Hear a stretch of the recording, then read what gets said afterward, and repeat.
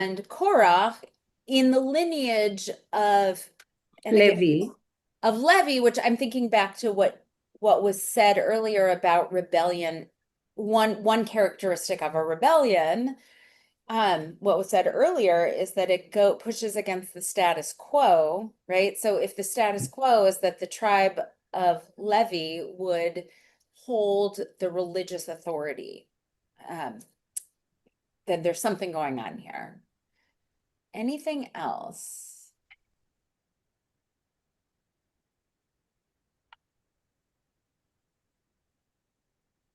So all of those comments, great, and those are gonna those observations are gonna come back. But I'm just gonna read it, the second verse again, because I want to make sure that there's so much in these first two verses that, by the way, we're gonna look at many, many verses, but there's so much in these first two verses. I just wanted to unpack them a little bit more. So verse 2, so now, again, let me go back to Korah. I'm going to leave the lineage. I'm going to try and read it without the lineage to see if you pick up on anything else. Now, Korah betook himself along with Datan and Aviram. Here, I'll share my screen again so you can see it. Give me 1 second. I'm going to make it big. And okay.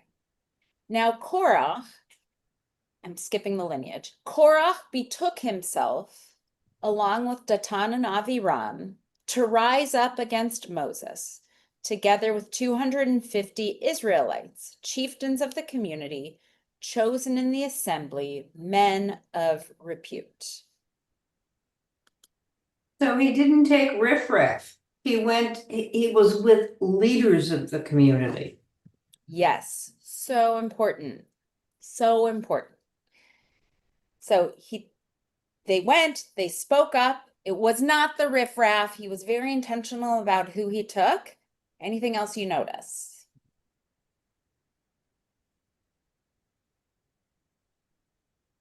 Does it make you question anything? Do any questions come to mind? Do you have a question that comes to mind, Panina? It's I would try to kind of like compare it to what happened in Israel before the whole business with Gaza, because it's very much in my mind was really very much of what was happening then in the desert before going to the land.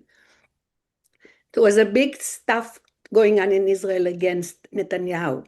People were marching with flags in the streets, and there was all kind of stuff going on before the Gaza attack. And I think the fact, and I kept telling my girlfriend who lives there in Israel now, I said, what are they doing? They're showing that we are not together, and it's going to be a background for a really bad thing that can happen in Israel, because the rest of the nations around us took advantage of it, that we weren't united. And I think this is why Gaza happened. They were marching in the streets by the thousands with the flags, yelling against this and against this and against this. And that's what happened. Gaza happened. So I think that we can compare those stories in the Bible to what's going on today. They are so the same. Nothing changed. Nothing changed. People are always going to be. So just to clarify, and then I want you to answer it, but then we're going to come back. We can come back to it at the end. Okay, I'm just showing the example. But I guess I just think that this is what so could happen. Are you comparing Yeah. Korach's action to the action whatever it is that was going on? I'm not pointing fingers to specific people. I'm talking to the whole situation, that they weren't united, that there was a lot of unrest in the streets, a lot of against the government, and that it gives other people who do not like us a good excuse and opportunity to attack. And that's what was going exactly there. Okay. Why are they telling us the story? Because it made us vulnerable. Okay. So this may or may not be another way of thinking about, may or may not be another way of thinking I said about it's just my it's an way interesting of looking at it. comparison that may or may not be part of the broader conversation about what is rebellion, right? Taking advantage of weakness or against a cause that you don't agree with or don't want to participate in. That's it. Okay, great, Meryl. I'm excuse me. I'm thinking that rebellion is a way of communicating your issues. I'm not so sure that rebellion, I think rebellion takes place when you have no other way to communicate. Mm, And a piece of what you're rebelling is, it's a matter of how you rebel. Right. And that's not necessarily the right way, of course, but I think it's just that you don't know any other way to communicate your issues. okay, so we're coming to this fine line perhaps between protest and rebellion. Okay, which is Yes. very top of mind given the, even just in this country over the last few weeks, the amount of protest that's gone on in this country and this city. Mona. And I'm going to use a Gen Z word, but you rebel and protest when you don't feel you have agency, when you don't feel that you're that you have any other power to be heard, and you're not being seen and heard. And that's also what's happening.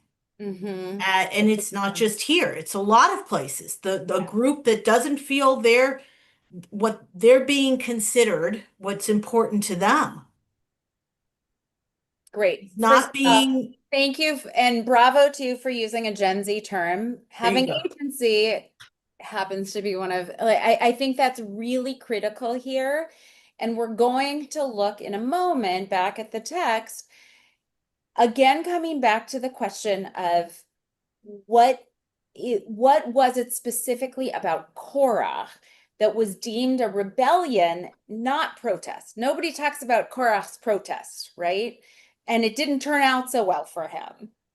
So we'll get to that, but so we'll come back to that really, really important conversation to have. Susan. So I don't think it's, with all due respect, I get it for not being heard, but I think it's more than that with Cora. It's power and wanting to take power and control. And I think that a lot of what we're talking about now, the campus rebellions, it's not just being heard. It's they want control of the situation and power. And I think that we're talking about degrees potentially. And a rebellion can lead to revolution, which we've seen in our own times, an overthrow of communities. So I think it's a stronger thing than just feeling dispossessed. That's a very good point. So let's look a little more closely at the text because the Torah agrees with you, right? There's something else going on here, which is why Korach is not treated kindly in the views of Jewish history. The Torah doesn't view Korach kindly. But speaking truth to power is a midah, it's a Jewish virtue. So there's something different going on here. So let's look back at the text and see if we can find a little bit more. Okay, so I want to, before we continue with the Torah, I need to move this so I can see all of you at the same time. Okay. A couple of commentaries on the very first word or two words of this Torah portion. The Hebrew here is right there, Vayikach Korach. Vayikach Korach, which is hard to follow in the English because it's grammatically it's separated. Here, Vayikach Korach is really now Korach betook. In this translation, it skips. Does that make sense? For if you're following just the translation, the way the grammar works, Vayikach Korach if we were using this translation and getting rid of rearranging it in English so it makes sense, it would read, now Korach betook himself. Not himself. That's what it said. That's what this translation says. He betook himself, right? So, but regardless, what I want to focus on is now Korach took or betook according to this translation, but usually it's Korach took. And so what does that mean? Here are a couple of classic commentaries. From the 2nd century, Targum Onkelos looks at it and translates that same Vayikach Korach, not as he betook himself, but he split off. That's how He won them over. That's what it means. Exactly. He won them over. Vayikach. He was able to take their mind and literally won them over. Okay, well, that's one way. That's Vayikach, the he beauty took of their mind. Hebrew. There are so many different ways to understand it, and how you understand that one little word, Vayikach, will add so much to how we understand what he did and why he's treated, why his legacy has such a stain on it in the Torah. So Targum Onkelos defines it as he split off. And Rashi, the great medieval Torah commentator, says there's a little more to it. Rashi says he betook himself on one side with the view of separating himself out of the community. Why? So that he might raise a protest regarding the priesthood to which Moses had appointed his brother. Right. Right? So this comes back to the lineage piece. I'm going to read it one more time, and then I'm going to stop sharing so we can talk about it. According to Rashi, this has to do with him separating himself out from the community. He disassociated, to use, I don't know if that's a Gen Z term, maybe. He disassociated himself so that he could have enough distance so he could raise a protest about the role that had been given to his brother, because remember, they're both descendants of Levi, Aaron, the high priest, and Korach. Okay. Any thoughts about either of those or both of those understandings of the word? And then I promise we're going to zoom out a little bit and look at the rest of the text. Ben and then Mara. Thank you, Rabbi. I think it's really different to me to take versus kind of earn a leadership role. And I know we are debating the translation, but it's very different, to like a monarchy, one might say, oh, they get the role because they're born into the right family. But then I think of somebody, I consider a great president, Obama. He earned that role, was elected, and he became president through earning it, or in that leadership role. So just quite different. And then the other thing I heard was this, when you said that sounded like he was jealous of his brother being appointed a high priest. So then you add jealousy and then some kind of vengeance and then taking. It's a strong picture of power that isn't necessarily earned but grabbed. Beautifully said. Thank you. Mara, was that kind of a thumbs up, or did you have a that was me not doing that very well. it's another whole level. It's hard to So but I appreciated the applause. so what I get from reading this is that Moses brings God's word to the community. And what Moses does is, in the famous quote, for the sake of heaven. Korach is not doing this for the sake of heaven. he's doing it for the sake of himself. I think we're done because that's where we're headed. Yeah, absolutely. Right. So that is ultimately what the commentators have to say, but it raises the bigger question about, again, to go back to the question of what makes what he did so terrible, it has to do with motivation, right? Who's motivated by what? And so we're going to read the rest of the story, or I took out a few verses. It's hard to take out too much to make sure we have the full picture, to see what goes on and how that motivation really plays itself out, because that's ultimately what it's about. Is it for the sake of heaven? I mean, I would say that I realize it's called intertextuality. We're talking about different Jewish ideas. Really what you're talking about is holiness, right?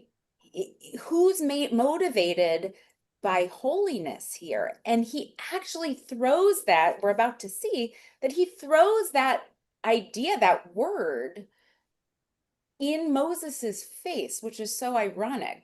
This is like the biblical version of the pot calling the kettle black, right?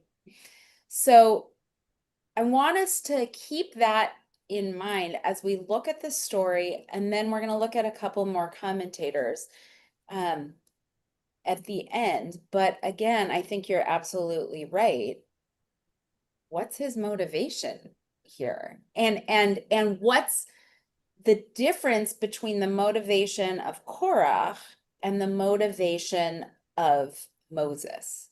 And I guess a sub question that I would have you consider as we go through this story is there any room for Rahmanas, right? For compassion for Korach here? Because he really is not, he's not beloved in Jewish tradition, to say the least, and it doesn't end well for him. So, okay, any questions or thoughts before we kind of read through the story? Dan, go ahead. Well, it seems to me that Korach is sort of like essentially theologically a Quaker here. Say more. Quakers believe that every person has the same channel to God, and you do not need a hereditary priesthood to get to God through. So Korach is saying exactly the same thing here. He says, we are all holy. You do not have some sort of a higher, position that we have to It's go the through Hebrew you national, to right? get to God. We don't have to go through you to get to God. And he does not attack God in any way. He wants to be, to move Moses out of the way so that he can be directly with God. Whereas the system that is very heavily explained in excruciating detail is that there is these levels of closeness to God. There's Moses, there's the Kohanim, who get to go into the innermost holiness of holies, and nobody else gets to go there. And there's the Levites, who help with sacrifices and things like that. So the Levites have a subsidiary position. They don't like that. So rather than to accept it as being what God wants, he sort of suggests that maybe it's not what God wants, but it's Moses who has created this system. Interesting. Which goes to the origin, I don't remember who said it. I guess Mona said it at the beginning about rebellion in general. One way to characterize rebellion is to push against people in authority figures, right? So, and status quo. So both of those original qualifications come to play here. And yet, and I want to read through it, and yet keep in mind that what you all noticed when we read those first two verses, the first thing that literally screams out is all of the lineage that's given here, including his, right? Korach is not a nobody. He's one of the Levites. So there's something there's something going on here. All right. Last comment, Penina, and then we're going to read. Okay, I'm going back to the same point that I brought back in the past. The land was supposed to be the reward for believing in God, in that God that you can't see, but you need to put your trust in him. So they are about to enter the land, and here goes all this stuff, people that said they're not ready.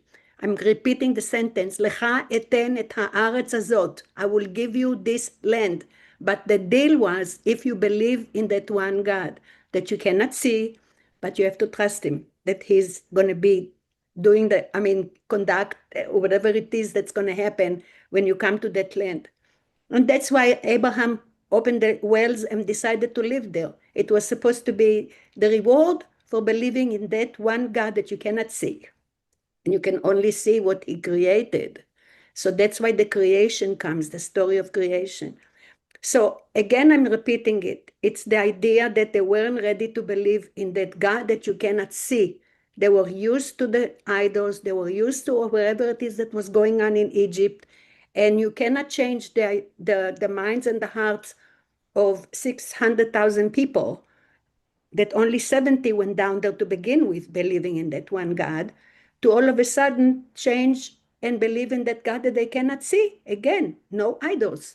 So I think that's very important to think that the rebellion was not against the people. It's about the idea that God is going to keep his promise and give them that land. They weren't ready. And that's why they wandered another 40 years in the desert. And that's very important to know. When he said Vaikach, it means he took away that belief that this is one God that they cannot see is going to give them that land. That's why the story comes right after the story of the spies. So that's my take of it. Okay, great. From historical point of view. Okay. All right. So I want to point out one thing, and then I promise we're going to look forward. Another clue in terms of motivation, maybe not motivation, or approach. And I don't know that I have any conclusions from this, but in the Hebrew, the English is to rise up against Moses, right? Mm-hmm. He took himself to rise up against Moses. The Hebrew, these first two words on verse 2, Vayakumu lifnei Moshe. He and the commentators have noted this. He didn't do it behind Moses's back. Lifnei means before, right? He rose up right in front of his face. He did this. This was not behind his back. This was right in front of his face. Okay, so keep reading. They combined this. So Moses, I'm sorry, not Moses. Korach, Datan, and Aviram, the 250 not schlumps, the leaders, they combined against, they gathered against Moses and Aaron and said to them, you have gone too far. For all this, as it was said before, for all the community are holy. All of them, and Adonai is in their midst. Why then do you raise yourself above Adonai's, God's congregation? Okay, just stop there for a second. Does this raise any questions for anybody?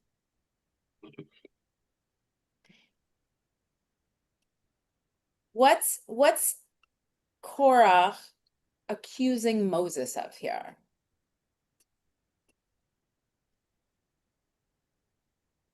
Oh, Ben, you're muted.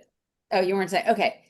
He's accusing him of being, I mean, I keep coming to this literally and rhetorically, holier than thou. Yeah.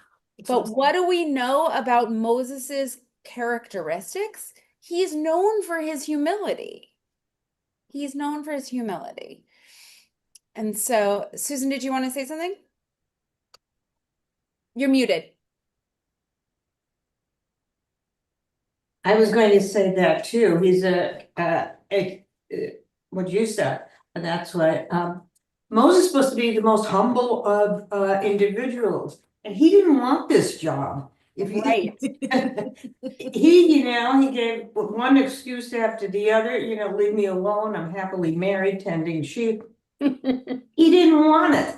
I got the work-life balance all set, and now this is going to get thrown off. Yes. Yeah, so yeah, it wasn't for him. And Korah is ignoring, well, so I don't know whether Korah knew that fact, but he's also ignoring that Moses was chosen by God.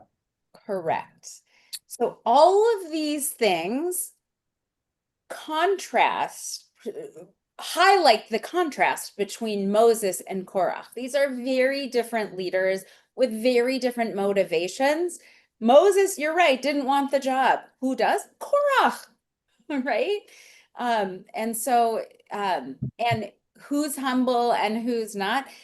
The other thing to keep in mind is that he's saying you think everybody's holy. You're not better than the rest of us. But it's not like he's coming from the riffraff. He is a Levite, Right. to begin with. So really important. Mara. It's interesting that the Torah commands us to be holy. It doesn't necessarily say we all are holy.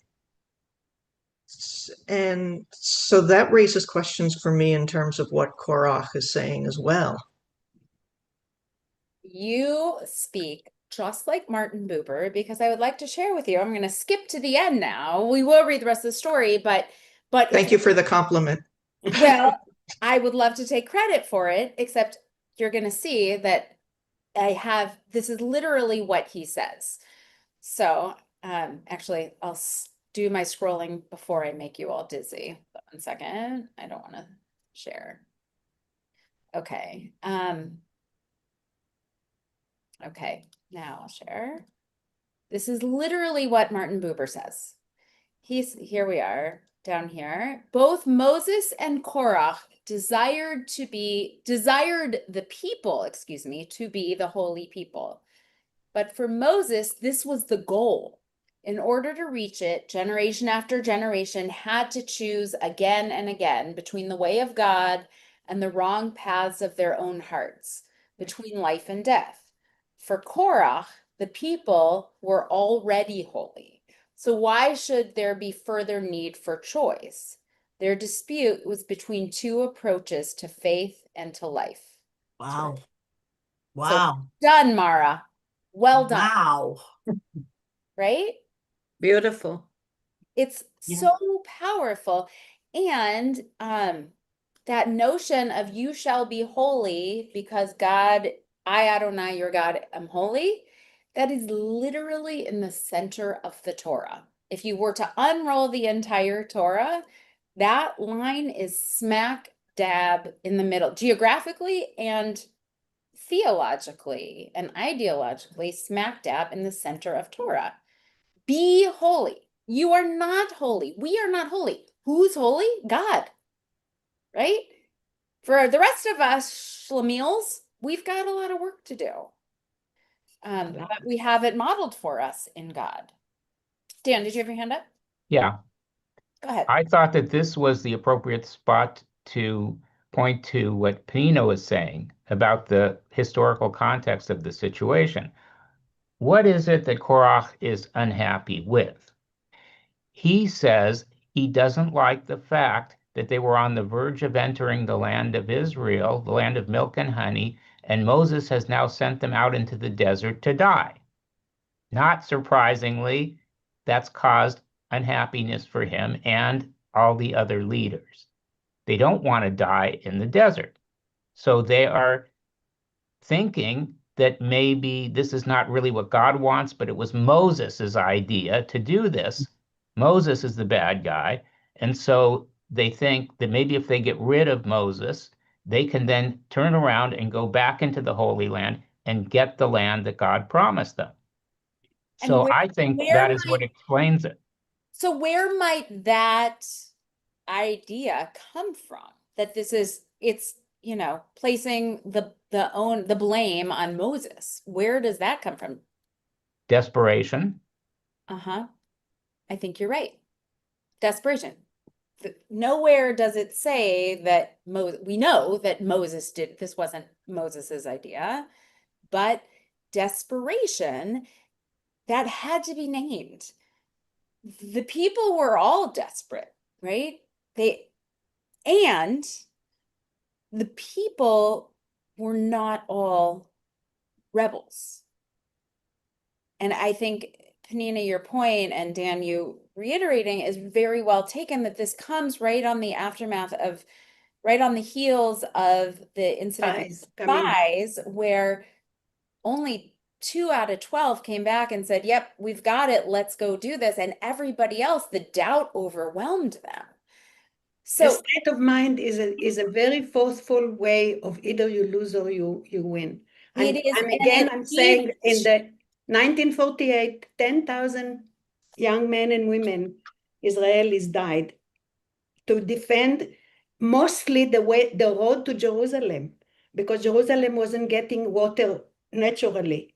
They had to bring barrels of water to Jerusalem in order for people to have water, because the British didn't develop anything that will encourage settlements, Jewish settlements or anything like that. So most of the people, 10,000 died in Babel Yar. That's the road to Jerusalem to bring the water there. Why Jerusalem? So that's, again, I'm trying to tell you that the spirituality of the place and the state of mind of the people connects. great. It changes history. Hold on to that, because I think that that is very apropos here. And given what's going on in our world, there are many, it ties right in, and not but, and we can use this lesson to understand a lot of what's going on in the world right now in Israel and outside of Israel as well. So I want to read a little more so that we're all on the same page about where this goes. So they gather around and they speak up. And again, this is, you could say, speaking truth to power to Moses and Aaron, but it's not considered that, because that's a good thing. And they said, why do you raise yourselves above God's congregation? And then this is Moses's response. When he heard it, he fell on his face. Yipol al panav. And the Hebrew here for falling on one's face is actually the same word that's used for prayer, tefillah. So there's something reflective, humbling going on here. He felt that was Moses's response, is to fall on his face. Then he spoke to Korach, and only after he fell on his face, it was almost like a pause.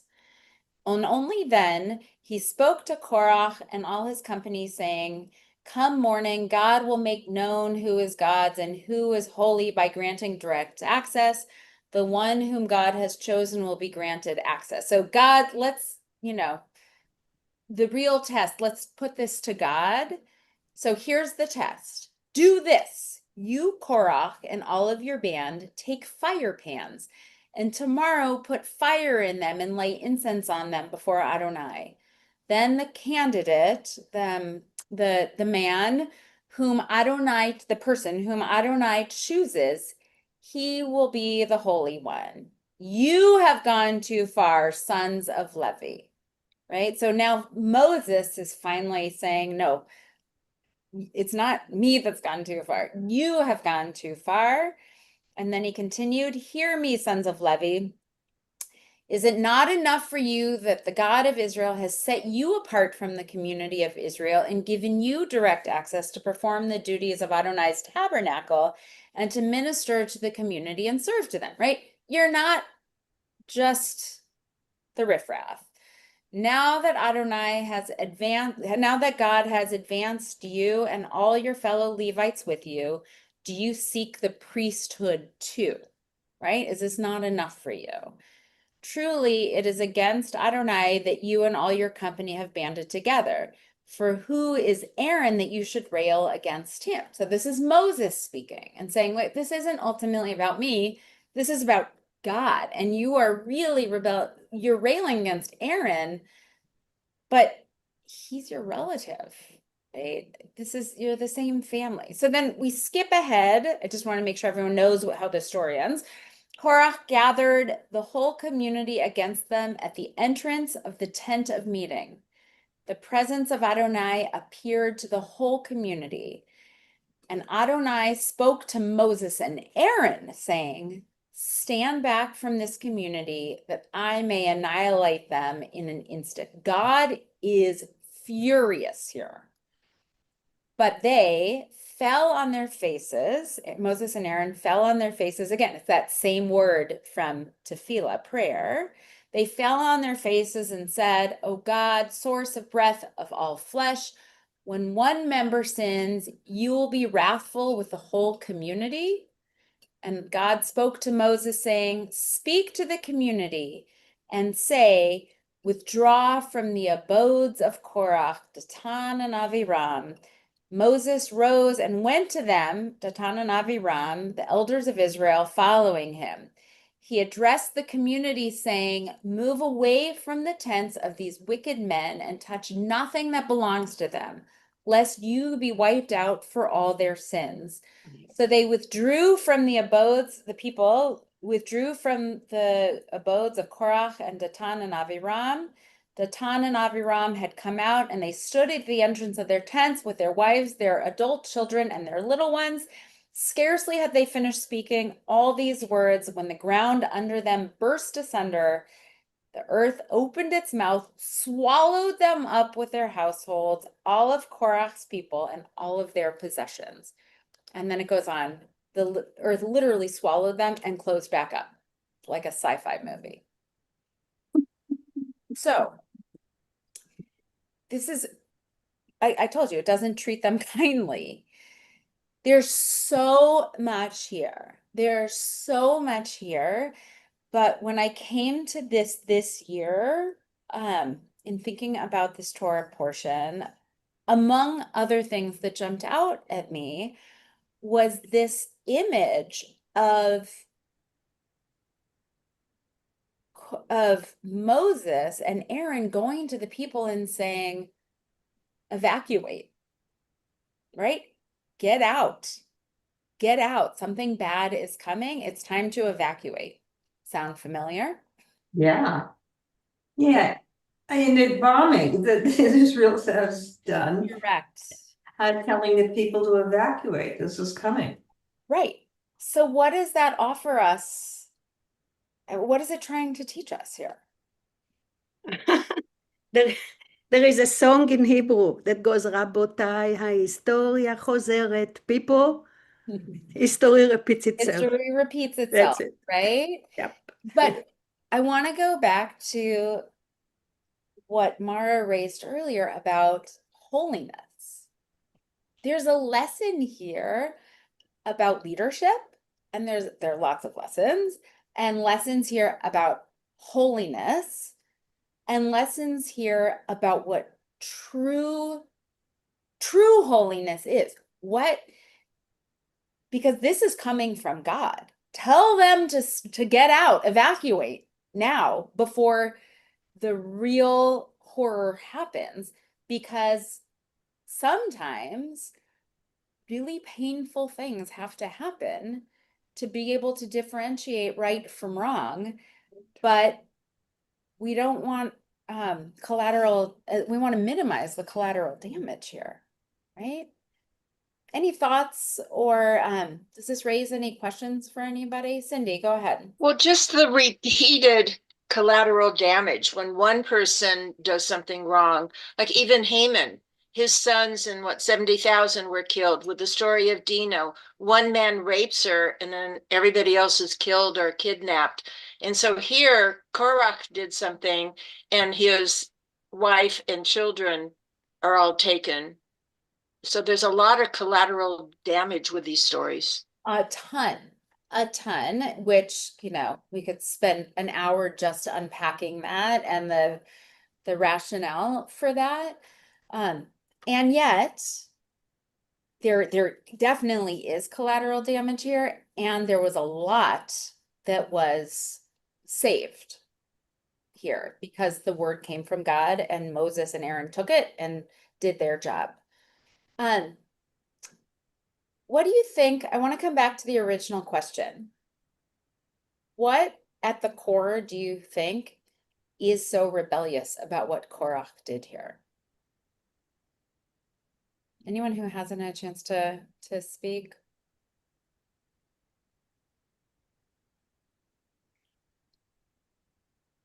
Like I said before, it gave them another 40 years in the desert. That's a lot. It's a Yeah, well, that condemnation. was the consequence, right? So what's so terrible? Merle, go ahead. I'm thinking about what you said about leadership.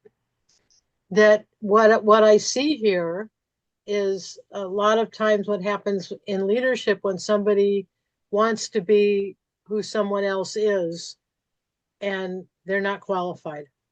Mm, And then there's rebellion because they try to get people on their side to have them do what they want rather than what's happening or might be right. great. And possibly not knowing why the other person was chosen to begin with. Right. And so I want to, so that word qualified, let's, keep that on the table because there are resume qualifications and there are we all know that you don't hire somebody or appoint somebody to a position of leadership only based on a resume. There's so much more than that. And that I think because the resume here, they both have the same lineage.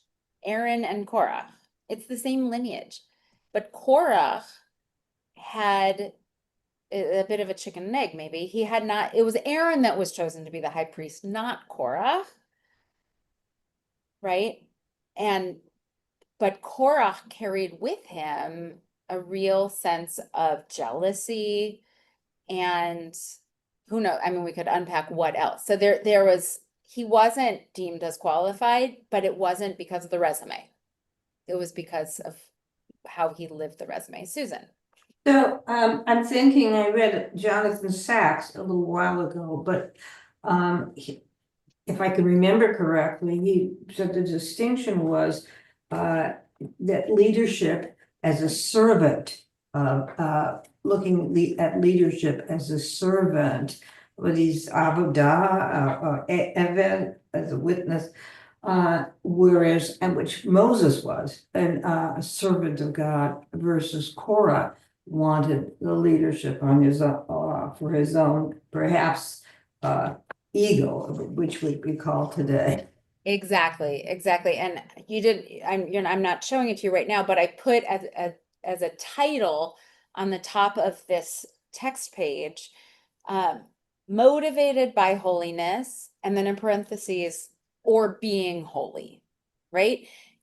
Who is this ultimately for? Is it for the people or is it for the self-service of the person wanting to be the leader? And then ultimately, to your point, what makes somebody a leader? Mara. Well, I want to go back to Martin Buber, which is if I'm choosing a leader, I'm choosing a leader that recognizes the I thou paradigm when I'm looking at people, not the I it. Hmm. And I think that's just fundamental to leadership as well as being holy. Beautiful. Because what is different about the I thou paradigm? We're not going to unpack the whole thing for those who aren't familiar, and so this doesn't tell the full picture, but at the core, I thou means that God is there and holiness is there, and I it is just functional. And so And not seeing, treating the other as an object. correct, right? So if leaders aspire to exist in the I thou realm, it means seeing the holiness not just in yourself, but in the people you're trying to lead. And that I think is a core difference here. Panina, I see your hand. I want to look at one more commentary and then we'll come back before we run out of time here. Okay. Okay, so I'm going to skip one, but we're going to look at this last one. I'll make it here. I'll make it bigger so that you don't get confused. We're going to look at Rabbi Eli Hoffner, excuse me. He says that Korach watches his cousins approach the holy over and over again and suffers the indignity of knowing that were he to do the same job, he would die. All he is allowed to do is to carry the objects once they are covered. So while Korach may seem to be making a claim about the holiness of the entire nation, it seems his frustration is born out of his own status of almost holy. He's so close to the highest level and yet can never reach it. Instead of looking at his status as an honor, Korach experiences it as an insult. To him, all that matters is the state of achieving ultimate holiness and its accompanying access. Being close to the holy does not matter. And that may be the core of his sin. I feel like this is the studies that have been done about silver medalists, right? That they're the least happy people on the podium. Gold medalists obviously are happy because they're gold medalists, and bronze medalists are happy because they've made the podium. And so, but silver medalists, there have been studies done, are the ones that struggle the most because they're almost there, almost to the top, and they see what they're not what they are. And what they see what they don't have, not what they do have. And so I think there's a little bit of that going on here with Korach as well, which again, I think there's a reason he's seen as the rebel. There's a reason his people were swallowed up, in this strange sci-fi crazy story. There's a reason we're not supposed to like him. And I have to be honest, when I look at it, there's a part of me, not all of it, but there is some part of me that feels compelled to see more in him than just evil. I feel very sad for Korach that something led him to act this way. Not that he shouldn't take responsibility. He's responsible, don't get me wrong.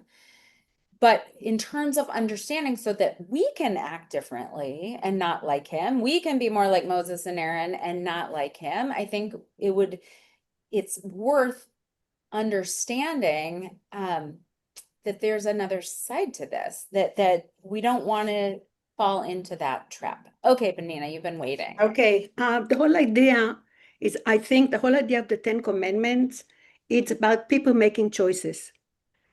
And the whole idea of Moses is to teach them to think. And then he gave them options. Those were the Ten Commandments. But he expects people to make choices. And hopefully, from experiences, also come to the right choices.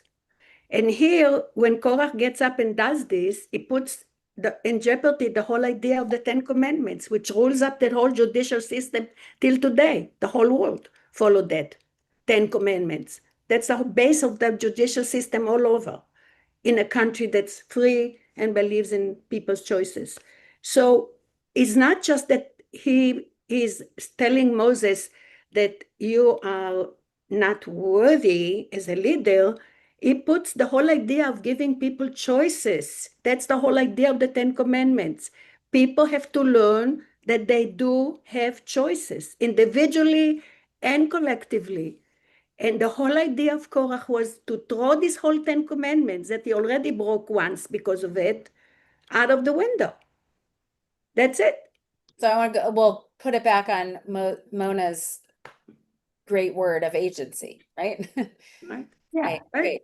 Susan, go ahead. Okay, so I'm forgetting some of the things but one of the things is, which you brought up is what Moses brings up, shouldn't you look what you have, not what you don't have. Is the glass half full or is it empty? That's one of the, I think, takeaways here and then also his sin is dividing the community too. And Nina brought that up too. We want to unify, which it will never be, but I mean, you want some sort of togetherness for strength. You want a leader who's going to attempt to unify, Right. not and with this we'll end, because you want a leader who you can trust is going to attempt to unify the community for the sake of heaven, Right. and not somebody who is going to yikach Korach, who's going to split himself off from the community, and in doing so, further divide the community. There is no space in our world for any more of that. There's already too much. Okay, last word, Mona. I just wanted to say, Rabbi, thank you. And I don't know how we knew that this week we needed this portion, but we seemed to find that. Amazing the way that happens, huh? But what you said about liking him and wanting to understand him, not just having a black and white view of good and bad, right? And intention, and labeling him, but trying to understand the more complex of his story. I'm glad you brought that up, because it's probably worth revisiting. I realize we're over time, but just very, very briefly, I believe that our tradition wants us to understand people, even people who are clearly labeled as evil, as rebels, right? It's not that we should be questioning whether what he did was right. The Torah is clear. I mean, my God, the earth swallowed them up, right? There's no room for interpretation that what he did was okay, but to not take the time to understand both what motivates people to do wrong so that we can learn from that, what not to do, but also the humanity of what led them, if we can't always understand, but That's why we are voting today. to try and understand what led them to that position, I think offers us a lot to know how we can continue to build towards holiness, not like Korach, like Moses and Aaron. So with that, Shabbat Shalom. Shabbat Shalom. Shabbat Take care, shalom. everybody. Thank Shabbat you so much. shalom. Shabbat shalom, Thank you everyone. so much for Shalom. today. Thank you, Rabbi. Take care. Bye-bye. Thank you, everybody. Bye-bye.